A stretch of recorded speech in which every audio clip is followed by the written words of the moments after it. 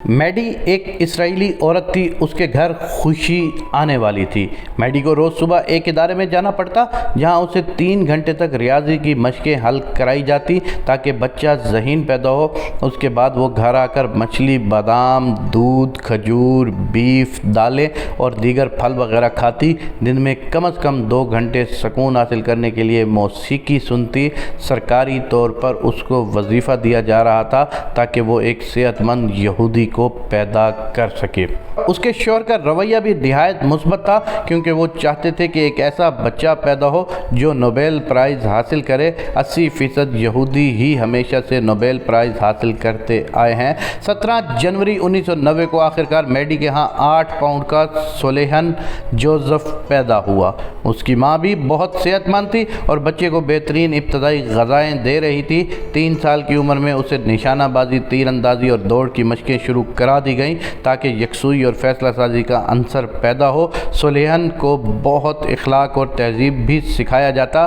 اس کے سامنے کوئی اونچی آواز میں آپس میں بھی بات نہ کرتا۔ ایک دن سولیہن بہت حیران ہوا۔ اس کے ماں باپ ہر مہمان کی بہت تواضع کرتے تھے، مگر ایک بھارتی مہمان جب سگریٹ پینے لگا تو سولیہن کے والد نے اس سے کہا، آپ گھر سے باہر جا کر سگریٹ پئیں۔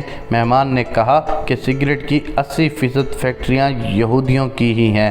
تو سولیہن کے والد نے جواب دیا کہ ہاں، وہ ہمارا بزنس ہے، مگر یہودی اسموکنگ نہیں کرتے، جیسا کہ ہم تمام دنیا کے بچوں کو کارٹون نیٹ ورک اور ڈزنی ورلڈ دکھاتے ہیں، مگر اپنے بچوں کو ہم تیر اندازی، گھڑ سواری، تیراکی اور ریاضی سکھاتے ہیں۔ ہمارے اسرائیلی بچے کیلیفورنیا کے بچوں سے ذہنی استعداد میں 6 سال آگے ہیں۔ ہمیں معلوم ہوتا ہے کہ ہم کو کس بچے کو ڈاکٹر یا سائنٹسٹ بنانا ہے۔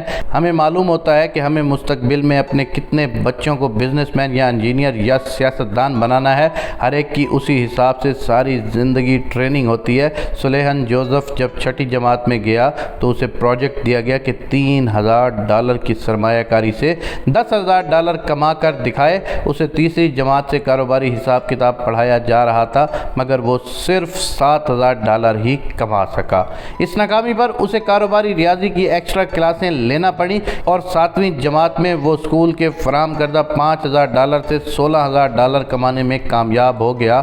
اب وہ ایک پکا یہودی بن چکا تھا۔ اب وہ جو چاہے مضمون اپنی ہائی اسکول کے لیے منتخب کرتا، مگر صرف سائنسی مضامین کی اجازت تھی، اور سولیہن نے نیوکلیئر فزکس کا انتخاب کیا، اور وہ سال تھا جب سوہیل نے زندگی میں پہلی بار چپس، پیپسی اور چاکلیٹ چکھے۔ کیونکہ ساری کچرا خوراک یہودی بچوں کو منع ہوتی ہے، سولیہن کا بھی یہی پہلا تجربہ آخری تجربہ رہا اور اس کو ماں باپ سے بہت ڈانٹ پڑی۔ اب وہ پھر سے جیب میں کھجور اور بادام رکھتا جو ٹافیوں اور علم غلم سے بدرجہ بہتر ہیں۔ جب سولیہن تعلیم سے فارغ ہوا تو اس کے والد نے اسے نیو یارک کے ایک ادارے میں بھیجا۔ صدیوں کے سود خور یہودی اس ادارے میں یہودی بچوں کو بلا سود قرضے فراہم کرتے تھے تاکہ یہودی اپنے ہنر اور تعلیم کے مطابق کاروبار کا آغاز کریں، نہ کہ نوکریاں ڈھونڈتے پھریں۔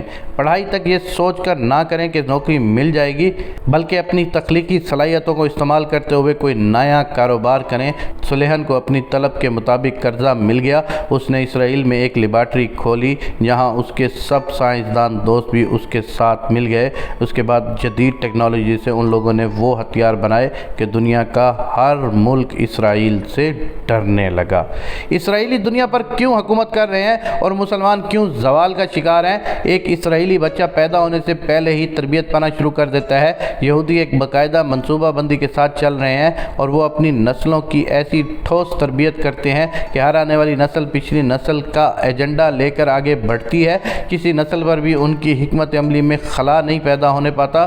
کوئی بچہ اپنے آباء و اجداد کی حکمت عملی سے اختلاف نہیں کرتا اور یہودی کے منصوبے صدیوں تک بغیر کسی مشکل کے جاری رہتے ہیں۔ یہودیوں کی ایک اور خوبی جو ان کی ترقی کی ضمانت ہے، یہ ہے کہ وہ ایک دوسرے کا راستہ نہیں کاٹتے، بلکہ ایک یہودی یہودی دوسرے یہودی کی مدد کرتا ہے۔ ساری دنیا کو انہوں نے سود در سود کے چکر میں پھنسایا ہوا ہے، مگر ایک یہودی جب دوسرے یہودی کو قرض دیتا ہے تو ایک پیسے کا بھی سود نہیں لیتا، چاہے کتنے عرصے میں رقم کی واپسی کیوں نہ ہو۔ یہودی خاندان جو اسرائیل میں بستے ہیں ان میں طلاق کی شرح صرف 3% ہے، وہ بھی صرف شوبز وغیرہ سے وابستہ لوگوں میں۔ عام یہودی خاندانوں میں طلاق ناممکن ہے۔ وہ جانتے ہیں کہ ایک مضبوط قوم کے لیے سب سے پہلے مضبوط خاندان ضروری ہے تاکہ بچوں کی تربیت عمدہ انداز میں ہو۔ یہی وہ لوگ ہیں جو دنیا بھر کے ڈراموں اور فلموں کے ذریعے طلاق کی تربیت دیتے رہے ہیں۔ مردوں کی تفریح کے اتنے ذرائع پیدا کر دیے گئے ہیں کہ ان کو گھروں میں دلچسپی محسوس ہی نہیں ہوتی، بلکہ وہ خاندان کو ایک بوجھ سمجھنے لگتے ہیں جو ان کی آزادی اور تفریح کی راہ میں رکاوٹ ہے، اور پھر آخرکار بچوں کی جنت اجڑ جاتی ہے۔ یہ بچے کسی چچا ماموں کے گھر یہ سنتے ہوئے زندگی گزار دیتے ہیں، برے باپ کی بری اولاد، اور کچھ بن نہیں پاتے۔ یہودی اپنے بچوں کو اپنی تمام مذہبی کتب اور مذہبی رسومات ازبر کرا دیتے ہیں۔ اگر ان کا عقیدہ حضرت عیسیٰ کے دور میں تھا تو وہ آئیں گے اور دنیا میں یہودیوں کی حکومت قائم ہوگی، تو آج بھی وہ نہ صرف ایک مسیح کا انتظار کر رہے ہیں بلکہ ان کا بچہ بچہ دجال مسیح کی آمد کا میدان تیار کر رہا ہے۔ شام کی تباہی بھی دجال کی آمد کی نشانی ہے جسے وہ دل لگا کر پورا کر رہے ہیں۔ وہ سمجھتے ہیں کہ ترکی، مصر، مدینہ، عراق اور تمام عرب ممالک گریٹر اسرائیل کا وہ نقشہ ہیں جن کی فتح کے بعد ہی دجال آ سکے گا اور تمام دنیا کو یہودیوں کی جاگیر بنا دے گا۔ ویسے سچی بات تو یہ ہے کہ یہودی اتنے متحد اور ذہین ہیں کہ اب بھی تمام دنیا پر بلا واسطہ انہی کا قبضہ ہے۔ وہ جو چاہتے ہیں وہی ہوتا ہے، اور مسلمان حکمران خدا کو خوش کرنے سے زیادہ یہودیوں کو خوش کرنے کی فکر میں رہتے ہیں۔ نبی اکرم صلی اللہ علیہ وسلم کی امت کو وہ جس قدر نقصان یہودی پہنچا رہے ہیں وہ ناقابل برداشت ہے، تاہم یہ بات صحیح ہے کہ ہم اپنے رب کے احکامات پر عمل کریں تو ان کی سازشیں کچھ نہیں کر سکتی، اور اپنے اسلاف کے طریقے پر چلیں جس کو وہ مشعل راہ بنائے ہوئے ہیں۔ یہودی اس وقت تک اسلام کو نقصان نہیں پہنچا سکتا جب تک ہم میں سے کوئی اس کا رازدار ساتھی نہ بنے، اس کے ایجنڈے کو مسلمانوں میں ترویج نہ دے۔ تو پھر غلطی کس کی ہے؟ برائے مہربانی اپنے بچوں کی تربیت پر توجہ دیں۔ یہ وہ لوگ ہیں جنہیں امام مہدی اور حضرت عیسیٰ علیہ السلام کی فوجوں میں شامل ہونا ہے۔ ان کو ایمان کی لو دیں اور اس سوچ کے ساتھ ان کی تربیت نہ کریں کہ یہ بس کسی ملٹی نیشنل کمپنی میں کسی یہودی کے ملازم بن جائیں۔ یاد رکھیں کہ مرضی تو پھر ساری دنیا میں باس کی ہی چلتی ہے، ملازم کی نہیں۔ اللہ اسلام اور مسلمانوں کو غالب فرما دے، آمین یا رب العالمین۔